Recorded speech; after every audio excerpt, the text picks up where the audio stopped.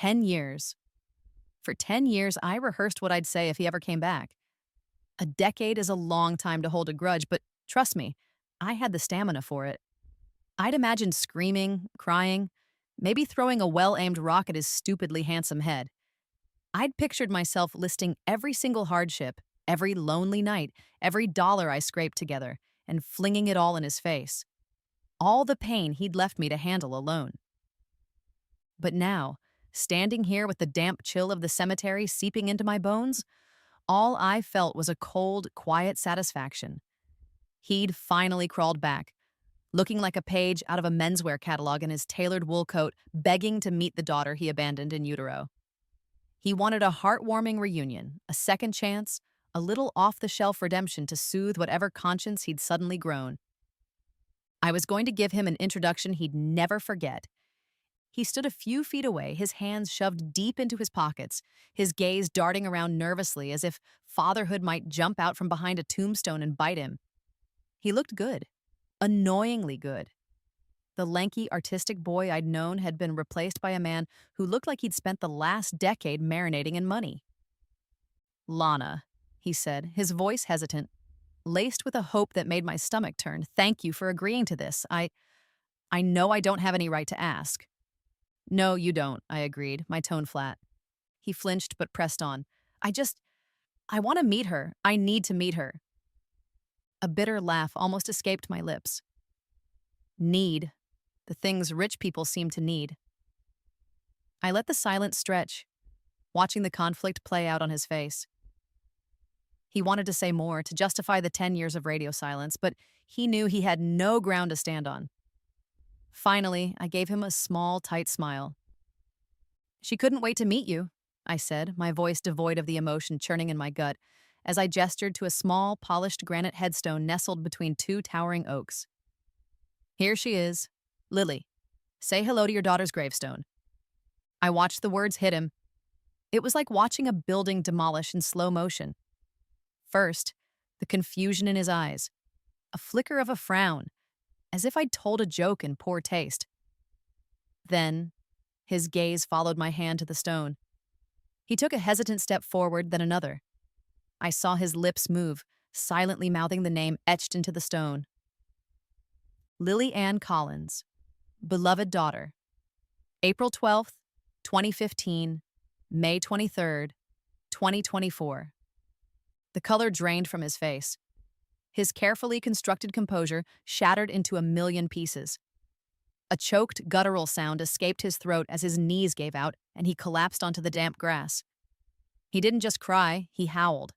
A raw, wounded sound of pure despair that echoed through the quiet cemetery. I stood there watching the man who broke my life fall apart and felt a grim, hollow victory. His pain was real, I'll give him that. But it was 10 years and 1 month too late. He eventually got the story out of me between ragged sobs and desperate questions. I delivered the lines I had rehearsed for over a year. "What happened?" he choked out, his hands gripping the cold stone as if he could will her out of the ground. "Meningitis," I said, the lie tasting like ash in my mouth.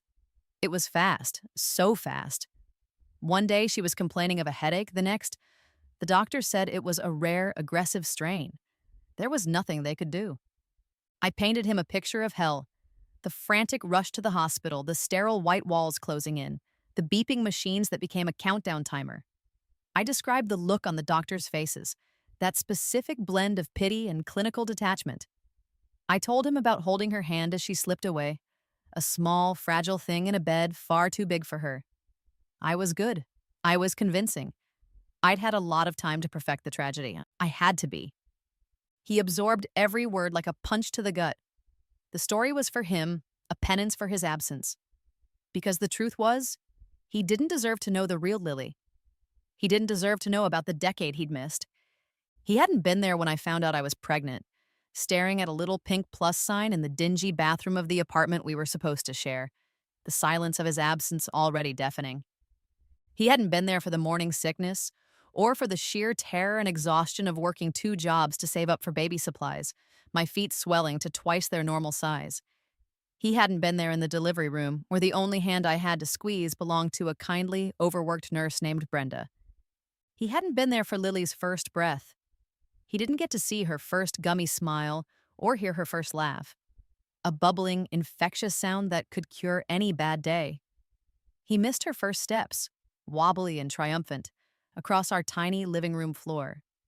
He missed her first day of school, her missing front teeth, her uncanny ability to beat me at checkers, and the way she would hum to herself when she was drawing, a habit that was so achingly his. He missed all of it. He'd missed her entire life. We were a team, Lily and me, a scrappy, unbreakable unit of two against the world. He wasn't part of the team. He'd forfeited his spot on the roster before the game even began. So I let him kneel there, shattered and sobbing in a graveyard of lies. I had built this tombstone, both literally and figuratively, and he was going to bleed all over it. It was the price of admission. The least he could do was pay it. I moved us here after, I added, my voice softening just enough to sound like a grieving mother trying to hold it together. For a fresh start, away from everything. He finally looked up at me, his face a mess of tears and dirt. Why didn't you call me, Lana? When she was sick, why didn't you let me know? I let out a short, sharp laugh.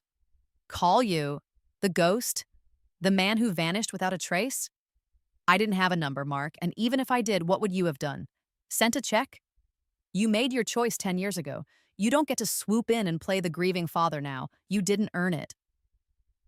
I turned and walked away, the crunch of my boots on the gravel path the only sound. I didn't look back. I couldn't afford to. Because the truth was, my daughter was waiting for me at home, very much alive. And I had a lie to maintain. I expected him to disappear again. Wrecked by guilt, he'd get in his fancy car, drive back to his fancy life, and leave us alone, finally convinced that there was nothing left for him here.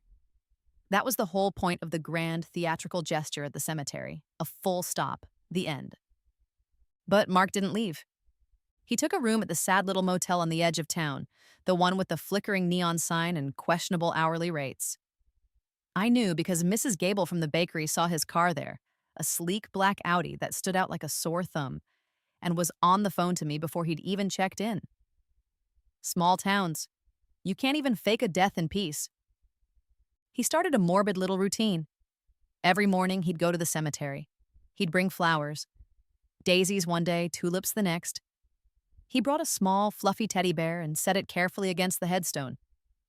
He would just sit there for hours, sometimes talking to the granite, sometimes just staring.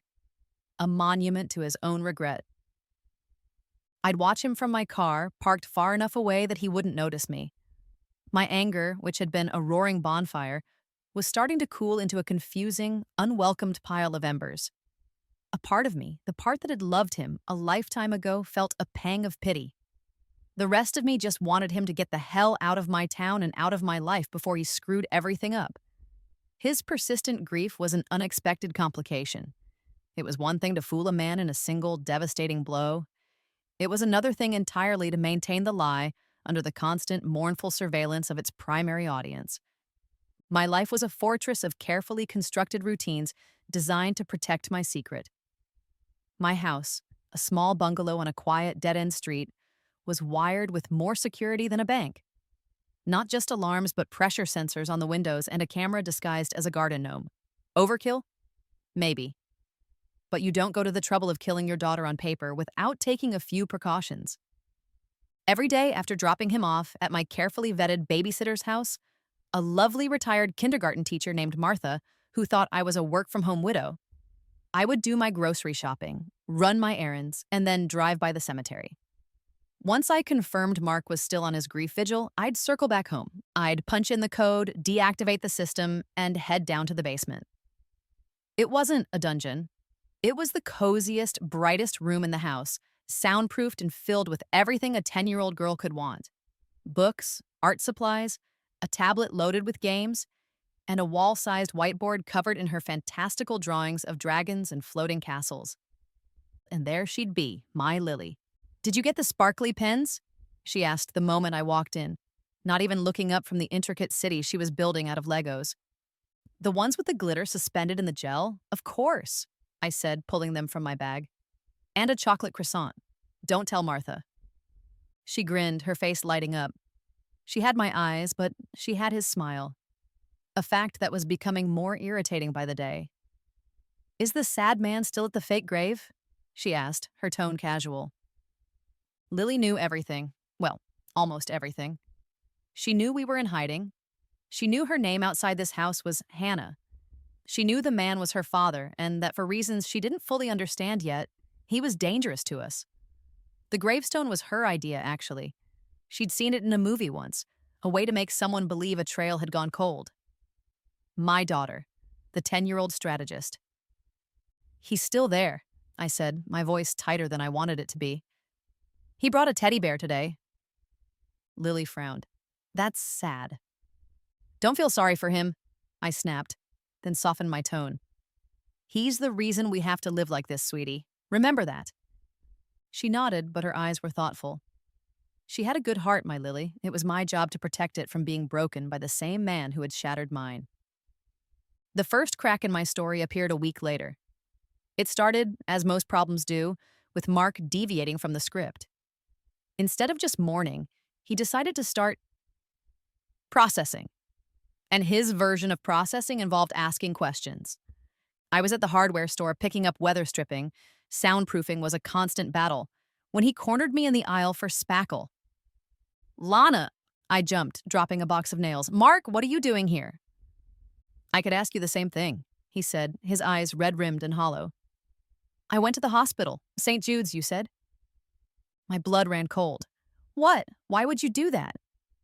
I wanted to talk to the doctor you mentioned, Dr. Albright, to understand more about what happened, but they said they've never had a Dr. Albright on staff. They have no record of Lily ever being admitted. I forced a scoff, my heart hammering against my ribs. Of course they don't. It was chaos. A mistake in the records, probably. It was a terrible time, Mark. Why are you digging this up? Can't you just let her rest? I tried to sound indignant, hurt. My go-to defense. He looked confused, not accusatory, not yet. I know, I'm sorry, it's just... I also went to the county records office to get a copy of the certificate for myself, and they couldn't find one. Okay, this was bad. My forged documents were good. Created by a very talented and very discreet gentleman I'd found on the dark web, but they were designed to exist if someone requested them. They weren't filed in the actual system. A fatal flaw, I was now realizing. I don't know what to tell you, Mark, I said, my voice shaking with what I hoped sounded like grief-stricken anger. Are you accusing me of something? After everything I've been through, you think I'm lying about the death of our daughter? I let a tear spill over. I was a goddamn actress. Meryl Streep had nothing on me. It worked. He immediately backed down, his face flooding with shame. No, of course not, he stammered, reaching out to touch my arm. I flinched away. I'm so sorry, Lana. I'm losing my mind. I don't know what I'm doing. Go home, Mark, I whispered, my voice trembling. Please, just go home. He nodded, looking utterly defeated, and walked away. I stood there for a full minute, my knuckles white as I gripped the shelf. The crack was small, but it was there. And I knew with a sickening certainty that he wasn't going to stop pulling at the thread until my entire world unraveled. A few days of blessed silence followed our confrontation in the hardware store. Mark was still in town, his Audi still a fixture at the motel, but he kept his distance. He returned to his silent vigils at the fake grave, and I returned to my routine of paranoid vigilance. But the peace was fragile, like a thin sheet of ice over deep, cold water. I could feel it straining. The past doesn't stay buried. It has a nasty habit of clawing its way back to the surface. And Mark's past was about to come knocking. It arrived in the form of a man in a crisp, dark suit who showed up on my doorstep. He wasn't from around here. You could tell by the shine on his shoes and the complete lack of friendliness in his eyes. Lana Collins? He asked. It wasn't a question. I stood behind my locked screen door. Who's asking? He held up a black leather wallet, flipping it open to show a PI license. My stomach plummeted. My name is Arthur Vance. I've been hired by Mark Collins. Mark doesn't have the right to hire anyone to do with me. Get off my property. The man, Vance, didn't flinch. He's not investigating you, ma'am. He's investigating the death of his daughter. He's a grieving father trying to make sense of a tragedy. He just wants to confirm some details, clear up the clerical errors you mentioned. It was a good story, plausible, empathetic even. But every instinct in my body was screaming. This wasn't about clearing up clerical errors. This was about confirming a lie. There's nothing to confirm, I said, my voice like ice. Now leave or I'm calling the police. He gave a thin, reptilian smile. Of course. He turned to leave, but paused. Mr. Collins is a very persistent man. He loved you very much, you know. The words were so unexpected, so out of place that they knocked me off balance. Before I could process them, he was gone, leaving me staring at the empty porch, my heart pounding a frantic rhythm against my ribs. Later that night, after Lily was asleep in her soundproofed haven, I sat in the dark, the PI's words echoing in my head. He loved you very much. It felt like a lifetime ago, another girl in another world. A world where I believed in love and happy endings. A world before I met his mother. The memory hit me with the force of a physical blow. I was 19, hopelessly in love, and naively optimistic. Mark had taken me to his family's estate for the first time. I'd been so nervous, wanting to make a good impression. The impression I made was, apparently, that of a parasite. Genevieve Collins was a woman carved from ice and diamonds. She sat opposite me in a living room that was bigger than my entire apartment. Her posture perfect, her smile a polite slash of red lipstick that didn't reach her cold, calculating eyes. She'd waited until Mark left the room to get us drinks. "You're a lovely girl, Lana," she'd said, her voice smooth as silk. "Pretty, ambitious, I imagine." Thank you," I'd stammered. "But you are not for my son," she continued, her tone hardening just enough to reveal the steel beneath. "Mark has a path. A future that has been designed for him. A future that does not include distractions." I found out I was pregnant 2 months later. I was terrified, but also thrilled. This would change everything. A baby would prove our love was real, not a distraction. I told Mark, and his joy was so pure, so absolute, it erased all my fears. We were going to be a family. That was the last time I saw him. A week later, a check for $50,000 arrived in my mailbox. There was no note. The check was from a corporate account belonging to Collins Industries. I tore it into 100 pieces. He never called, he never wrote, he just vanished. I had always believed he'd taken the money, that his mother had bought him off, and he'd chosen wealth over me and our child. That was the story I'd told myself for 10 years. It was a simple, hateful truth that fueled me. But Vance's words, "He loved you very much," planted a seed of doubt. What if it wasn't that simple? The next day, Mark was waiting for me at the end of my driveway. He didn't look confused anymore. He looked broken. In his hand, he held a large manila envelope. "I'm so sorry, Lana," he whispered, his voice cracking. "I am so, so sorry." "What is this?" I asked, refusing to take the envelope. "He found her," Mark said, his eyes welling up. "My PI, he found her. I know she's alive." The world tilted on its axis. I stumbled back, my carefully constructed reality crumbling around me. I don't know what you're talking about." "Stop," he pleaded, his voice gentle. "Please, just stop lying, look." He opened the envelope and pulled out a photograph. My breath caught in my throat. It was a picture taken from a distance, grainy but unmistakable. It was me, pushing Lily on a swing at a park in the next town over, a place I took her on weekends so she could feel the sun on her face. Her head was thrown back in laughter. She looked vibrant. She looked happy. She looked devastatingly alive. The fight went out of me. There was nowhere left to run, no lies left to tell. The tears I'd been holding back for a year finally came, hot and bitter. I sagged against my car, my legs giving out. Mark didn't press. He just stood there, letting me cry, his own face a mask of misery. "Why?" he finally asked, his voice barely a whisper. "Why would you do this? Why would you put me through that hell?" My sobs quieted into ragged breaths. I looked up at him, my eyes burning with a decade of unshed fury. "You put us through hell, Mark. You want to know why? Because of her." "Her who?" "Your mother," I spat, the name like venom on my tongue. "She threatened me. After you left, she had me followed. Her people, these smiling men in sharp suits, They made it very clear. If I didn't disappear, they would make me disappear. They would make sure I lost the baby. They told me they'd ruin my life in ways I couldn't even imagine. So I ran. I changed my name. I moved a dozen times, but they always found me. They were always watching, a constant, silent threat. Mark looked utterly bewildered. My mother? No, she told me she'd talk to you, that you'd agreed to take the money and move on. She said you didn't want the baby.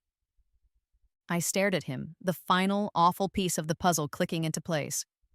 We'd been played, both of us, puppets in Genevieve's grand design. He hadn't left me. He'd been surgically removed.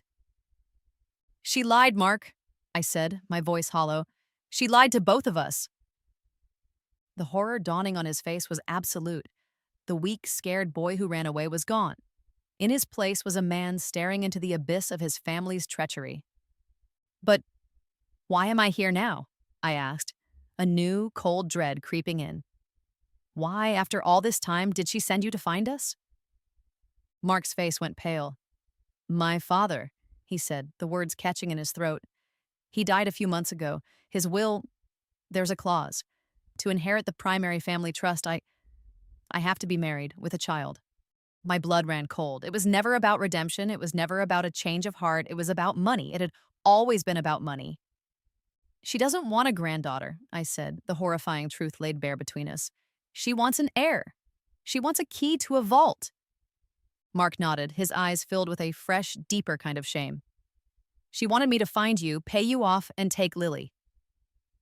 Suddenly, the sleek black car that had been parked down the street for the last hour, the one I'd dismissed as someone visiting a neighbor, took on a sinister new meaning. It wasn't a neighbor. It was them. They weren't just watching anymore. They knew Lily was alive. The hunt was on. The sight of that black SUV, idling silently at the end of my street, was like a bucket of ice water to the face. The theoretical threat I'd been running from for a decade had just pulled up to my curb. They weren't a phantom menace anymore. They were here. Genevieve knew, and when Genevieve knew something, she acted. Get inside, I hissed at Mark, my paralysis breaking into a surge of pure adrenaline. Now! He didn't argue. He stumbled after me as I practically sprinted to the door, fumbling with the keys. We slammed it shut behind us just as the SUV's engine revved. I ran to the window, peeking through the blinds. The car didn't drive away. It just sat there, a predator waiting patiently. They know, I breathed, my back pressed against the wall. Your PI must have reported back to you, and your mother must have been monitoring him. She knows you found her. She knows Lily's alive. Mark was pacing the tiny living room, running his hands through his hair. He looked like a cornered animal. What was I thinking? Hiring a PI? I led them right to you. Oh God, Lana, I am so sorry. Sorry doesn't help us right now, I snapped, my fear manifesting as anger. What helps is you telling me everything. What are they capable of? He stopped pacing and met my eyes. The look on his face told me everything I needed to know. Anything, he said, his voice grim. Whatever it takes. My mother doesn't see people, Lana. She sees assets and obstacles. You were an obstacle. Now, Lily is an asset. A cold dread settled in my stomach. So what's her play? Kidnapping? Worse, Mark said. Legal maneuvering. They'll paint you as an unfit, unstable mother who faked her own child's death. They'll use my PI's report. They'll fabricate evidence. They have judges in their pocket. They'll take her and they'll make it look legal. You'll never see her again. The room felt like it was closing in. He was right. My desperate, brilliant plan to protect Lily had just become Genevieve's greatest weapon against me. I had handed her the ammunition to destroy me on a silver platter. From the basement, a small voice called out, Mom, who's that? Why did you yell? Mark froze, his eyes wide. He'd heard her, his daughter, alive, real. I put a finger to my lips, my heart aching. Stay here, I whispered to him, then walked to the basement door. I went down the stairs, my face arranged into a mask of calm. Lily was standing at the bottom, her brow furrowed with worry. It's okay, sweetie, I said, my voice miraculously steady. Just a salesman. A very pushy one. Listen, we have to play a new game. It's called The Great Escape. Remember how we practiced? Her eyes lit up with a mixture of fear and excitement. The bug out bags. We had them packed and ready, one for each of us, filled with cash, fake IDs, clothes, and snacks. It was a game we'd rehearsed, but I had prayed we'd never have to play. Is the sad man involved? She asked, her perception once again unnerving me. I hesitated. Yes, it turns out he's on our team now. It felt like a lie, but it was also the only possible truth if we were going to survive. I brought her upstairs. The moment she saw Mark, she froze, her small hand gripping mine. Mark stared at her, his face a canvas of awe, love, and profound regret. He looked like a man seeing the sun for the first time. Tears welled in his eyes, and he took a half step forward before I shot him a look that stopped him dead. Not now. Lily, I said softly, this is Mark. He's going to help us. Lily just stared, her expression unreadable. There was no time for a proper family reunion. We had a 10-minute head start at best. Back door, I commanded. There's a path through the woods to the next street over. My car is parked there. It's a beat-up old station wagon. They won't be looking for it. Mark nodded, his focus snapping back to the present. My car has a tracker. I'm sure of it. We have to leave it. My phone, my wallet, everything. He started emptying his pockets onto the table. A phone that probably cost more than my rent, a thick leather wallet, a set of keys with a silver fob. He was shedding his old life right there on my kitchen table. We grabbed the bug-out bags and slipped out the back door. The woods were dense, the path overgrown. I held Lily's hand, Mark right behind us, his presence a strange, unwelcome comfort. Every snapped twig, every rustle of leaves, sounded like one of Genevieve's goons. We made it to the station wagon, a glorious rust bucket I'd bought for cash 2 years ago for this exact purpose. It started on the second try, and I peeled out onto the road, my eyes glued to the rearview mirror. The next few days were a blur of cheap motels, gas station coffee, and simmering tension.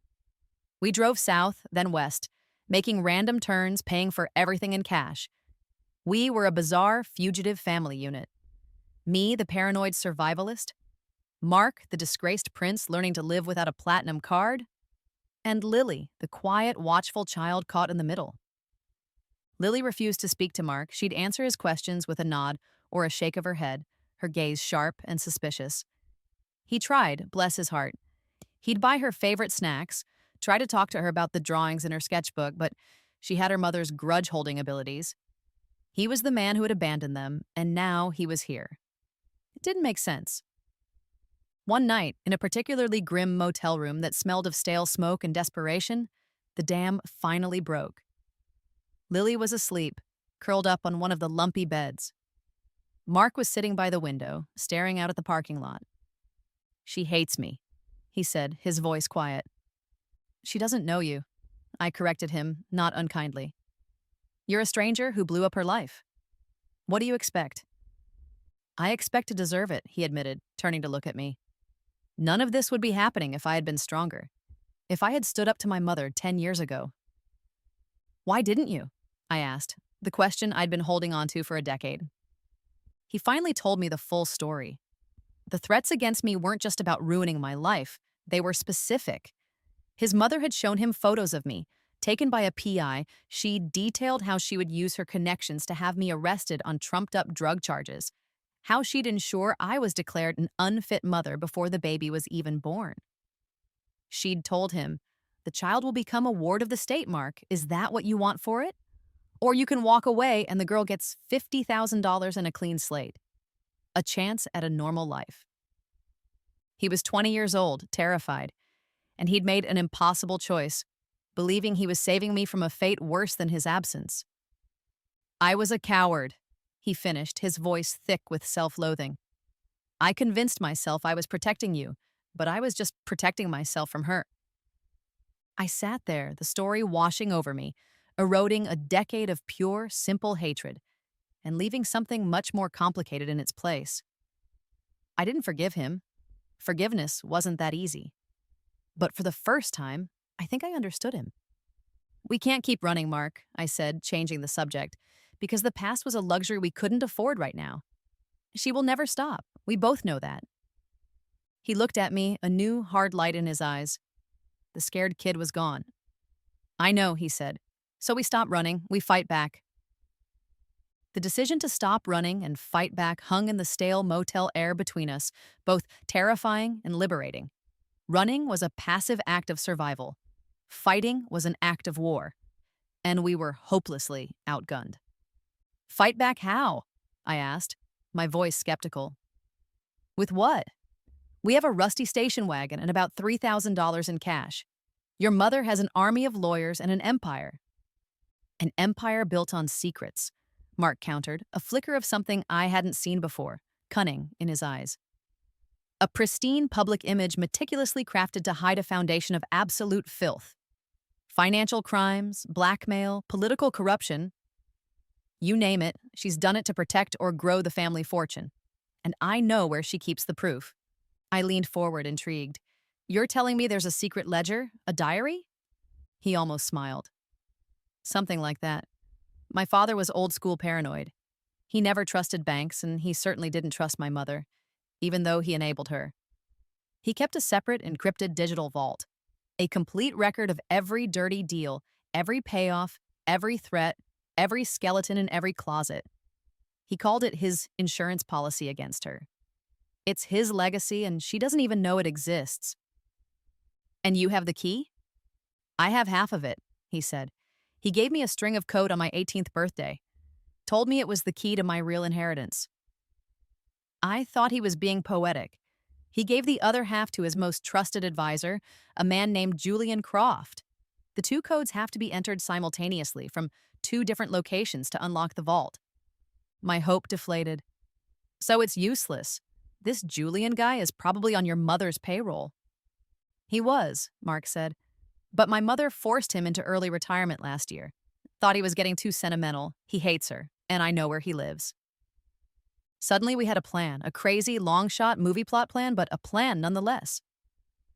Step 1, find Julian Croft. Step 2, convince him to help us burn Genevieve's world to the ground. We found Julian living a quiet life in a small coastal town in Oregon. It took us 2 days of driving and all of Mark's remaining cash to get there.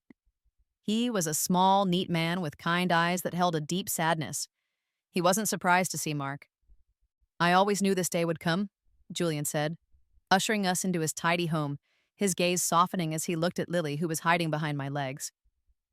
I assume Genevieve is finally cashing in her chips? Mark explained everything, the will, the hunt for Lily, our desperate flight. Julian listened patiently, his fingers steepled. Your father was a brilliant man, Mark, Julian said when he was done, but not a good one. He saw what your mother was becoming and did nothing to stop her. This vault, this was his penance, his attempt to build a cage for the monster he helped create. He looked from Mark to me, then to Lily. She will crush this child's spirit to get what she wants. We can't let that happen. He agreed to help. That night, we launched our digital heist from Julian's spare bedroom. It was a symphony of coordinated tension. Julian, on his encrypted laptop, walked Mark through the initial security protocols. I was on my own burner laptop, acting as a relay and researcher, ready to dig up any supporting information we might need. Lily was asleep, blissfully unaware of the war being waged for her future. Okay, Mark, Julian's voice crackled over the secure line. I'm at the first gateway. I'm inputting my code now. You have 60 seconds to input yours once I give you the signal. Ready, Mark said, his fingers poised over the keyboard. The 60 seconds felt like an eternity. Mark's face was illuminated by the glow of the screen, sweat beading on his forehead. He typed in the long string of characters, his hands surprisingly steady. I'm in, he breathed. For the next hour, they navigated a labyrinth of firewalls and encryption that made my head spin. It was a fortress built by a master paranoid. But Mark had the blueprints from his father, and Julian had the institutional knowledge. They were the perfect team. Finally, Mark's expression changed. I've found it, he whispered. Oh my God, it's all here. He turned the screen towards me. It was a digital treasure trove of evil. Offshore account numbers, scanned blackmail material on politicians and business rivals, audio recordings of Genevieve issuing threats, internal memos detailing illegal stock trades. It was a complete, irrefutable record of a criminal enterprise masquerading as a family business. We spent the next 2 hours downloading, copying, and creating multiple backups. Then, we began our assault. We sent password-protected files to the investigative desks at the New York Times and the Wall Street Journal. We sent a different, more specific set of files detailing financial crimes to a secure tip line at the SEC. We sent another package to the FBI. We lit the fuses. Now all we had to do was wait for the explosion. And set up one final meeting. Mark called his mother. He told her he had Lily and he was willing to negotiate. He named the place, the family estate. He told her to come alone. He knew she wouldn't, but it didn't matter. The trap was set. We drove back, a strange sense of calm settling over us. The final confrontation was at hand. We arrived at the sprawling estate an hour before the meeting. It was time for the last act. Genevieve was waiting for us in the Grand Library, the same room where she had dismissed me as a distraction all those years ago. She was as immaculate and cold as ever. Two of her usual thugs stood silently by the door. She ignored me and Lily completely, her eyes fixed on Mark. "So," she said, her voice dripping with disdain, "the prodigal son returns with the asset. I trust you're ready to be reasonable." Mark wasn't the scared boy she remembered. He stood tall with me and Lily slightly behind him, a protective stance that spoke volumes. "It's over, Mother," he said, his voice calm and steady. Genevieve laughed, a brittle, ugly sound. "Over? Don't be ridiculous, Mark. I have already won. My lawyers have filed for emergency custody. They'll paint Lana as a disturbed woman who kidnapped her own child after faking her death. You will testify to that effect. You will get your inheritance, and this little incident will be forgotten." "No," Mark said. "I don't think so. You see, Dad left me a little something. His real inheritance. He called it his insurance policy." A flicker of uncertainty crossed Genevieve's face for the first time. "What are you talking about?" Right on cue, my phone buzzed. I glanced at the screen. It was a news alert. The headline was explosive. Collins Industries CEO Genevieve Collins at center of massive federal investigation into bribery, blackmail, and fraud. I held up the phone so she could see it. Her perfectly made-up face contorted, first in confusion, then in dawning, abject horror. Her own phone began to ring, then Mark's. The world was catching up to her. "What have you done?" she shrieked, her voice finally losing its icy control. "I just cashed in an insurance policy," Mark said. As if on cue, the distant but unmistakable sound of sirens began to wail, growing closer and closer.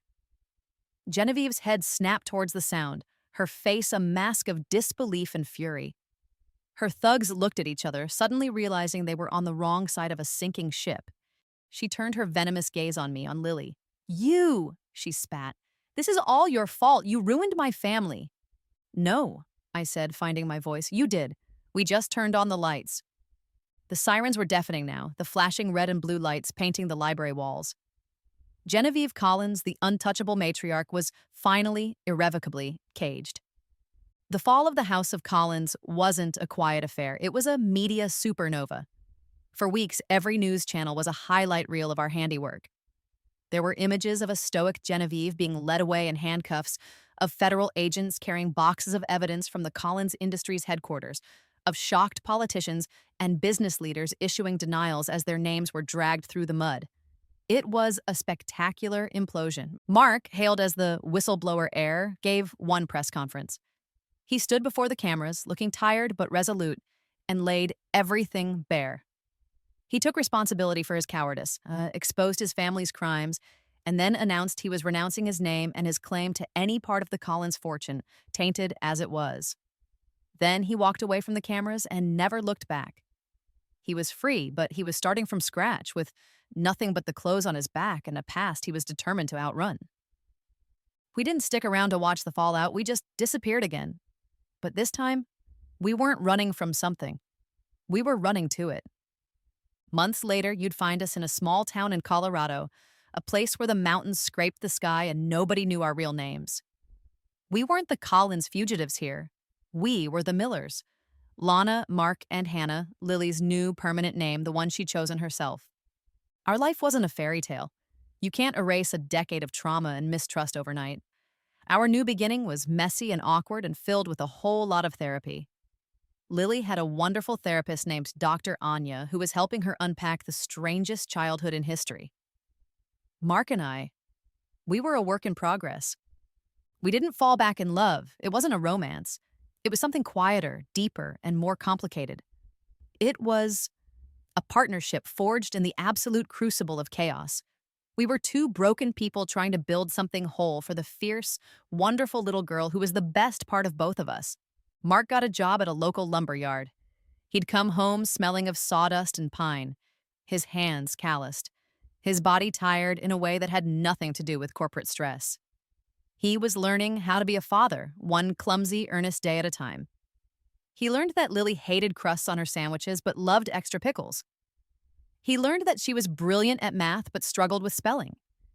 He learned how to braid her hair, a slow, painstaking process that often ended with me having to fix it. But he never stopped trying. He was there. He was present. And after a lifetime of absence, his presence was everything. I got a job at a local library, surrounded by the quiet and the scent of old paper. For the first time in 10 years, I could breathe. I didn't have to look over my shoulder. I didn't have to listen for cars that lingered too long on our street. The silence was no longer threatening. It was peaceful. Our evenings were a study in quiet domesticity. Dinner, homework, maybe a board game. It was so shockingly, beautifully normal, it sometimes felt like a dream I was afraid to wake up from. The moment I knew we were going to be okay came on a bright, sunny Saturday afternoon, about a year after we'd settled in. We were at the town park. I was on a bench, reading, and Mark was pushing Lily on the swings. Higher and higher she went, her laughter echoing in the crisp mountain air. "Higher, Dad, higher!" she yelled, her voice pure joy. Dad? She'd never called him that before. It had always been a hesitant Mark. He faltered for a second, his hands hovering over her back as if the word had stunned him. He caught my eye from across the park, and his face was filled with a look of such profound, tearful gratitude that it knocked the wind out of me. I gave him a small, genuine smile. He turned back to his daughter. "Hold on tight," he called out, his voice thick with emotion, and gave the swing another mighty push. I watched them, my daughter soaring towards the sky, the man who had once broken my world now carefully, lovingly helping her fly. We hadn't found a perfect storybook ending. There were too many scars for that. But we had fought for and won something far more precious, far more real. We had a chance. A messy, complicated, beautiful chance at a future. And for the first time in a very long time, that felt like more than enough.